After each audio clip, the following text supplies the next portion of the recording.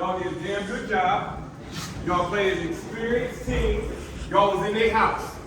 A possible brawl was about to take place. Possible. I'm saying this to y'all because I love y'all. We seen the shit at John Adams. We seen the shit at John F. Kennedy. We seen the shit at Rhodes. We just seen what happened yesterday at Cleveland Heights.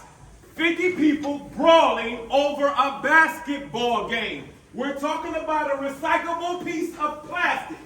Don't nobody need to lose their life here tonight.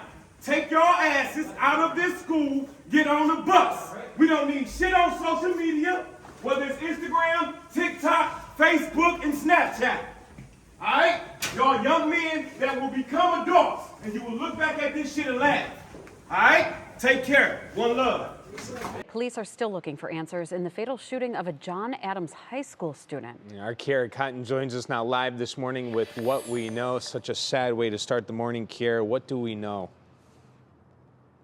Absolutely. Good morning, Dave and Maureen. A tragic scene unfolded yesterday as an 18-year-old student was shot and killed outside of a local high school. Again, that shooting took place out just steps away from John Adams High School near MLK and Corlett Avenue. Witnesses say the teen, who has not yet been identified, was shot point blank 2 to 8 times. At the time of the shooting, some students were outside and others still inside, prompting a school lockdown. Police describe as a large fight at John F. Kennedy High School in Cleveland this afternoon led to the arrest of 9 juveniles. They tell us one teen was taken to the hospital. No word on what led to that fight. More gun violence across Northeast Ohio. This time, a teenager shot near a high school in Cleveland. Neil Fisher spoke with students and their families today as they reunited after that school's lockdown was lifted. Tonight, a 16-year-old boy is in critical condition after being shot in the head near James Ford Rhodes High School. Parents on edge, especially just as the new school year begins. Nerve-wracking for everybody. But he probably won't be in school tomorrow. Cleveland EMS tells 3 News the teen was rushed to Metro Health Medical Center. This all happening in the 5100 block of Stickney Avenue, just around the corner from the school. It was just scary because you hear about this all the time, but it's just, surreal. James Ford Rhodes High School going into lockdown, notifying parents via an automated message. 1 week ago, a fight we caught on camera ending with pepper spray. Shortly after, a gun fired in the parking lot. The superintendent for the Euclid School District telling me there's new protocols anyone who wants to get beyond the gates has to follow. We decided to go with prepaid tickets only. Students from the 2 high schools have to bring their IDs. Any other student has to come with a parent. We're not going to allow what happened last week to define what Euclid schools are about. 2 Cleveland Heights police officers were punched in the face last night after a high school basketball game.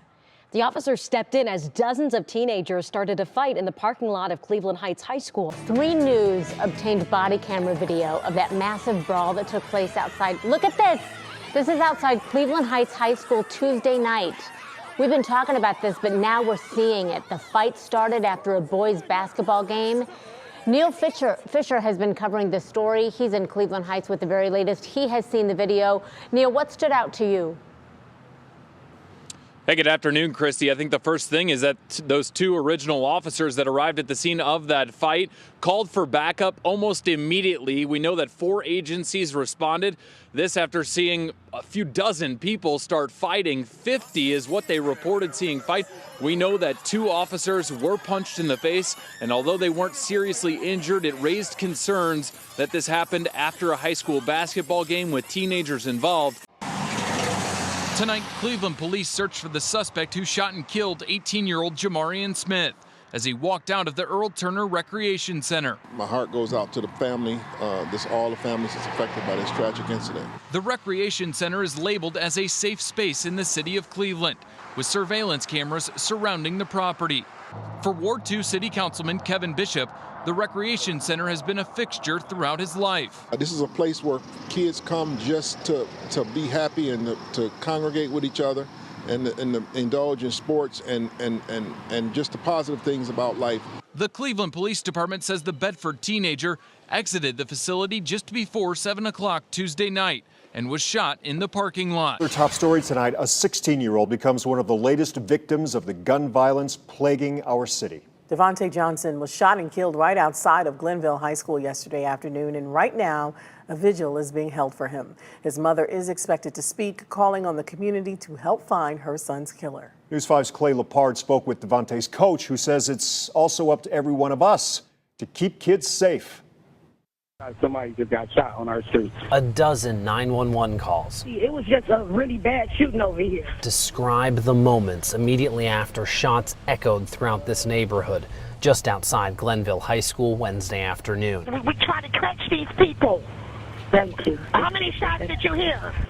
About 12. Investigators identified 16-year-old Devontae Johnson as the teen who died. I just talked to him last week. Glenville High School football coach and Ginn Academy director Ted Ginn Sr. says Johnson played sporadically on the football team last season, and Ginn was trying to bring him back this year. Is he the one with the gun? Why are you running? Because y'all was grabbing me. What the hell? Police chasing down teens, some with guns, the same suspects a school administrator had just let into a Cleveland high school.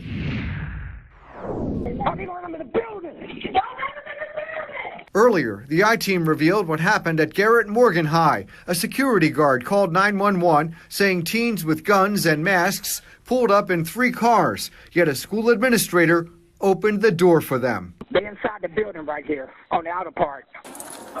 Now, body camera video shows what happened when Cleveland police got there. Hey guys, come on here. You're being detained. Detain him. Detain him. Listen. Get this guy. Get this guy. The kids getting pulled out of the building take off running. A foot chase then goes into the neighborhood, even across the highway. Stop right there. Put your hands up. Okay, y'all let me go. I ain't do no. What I do? Anybody with those cars? Police arrested 3 suspects, found 2 guns. 1 suspect got away.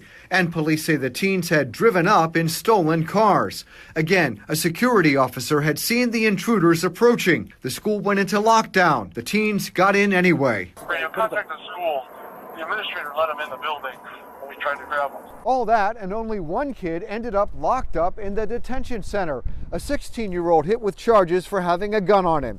Records show he also had been wanted in a robbery case.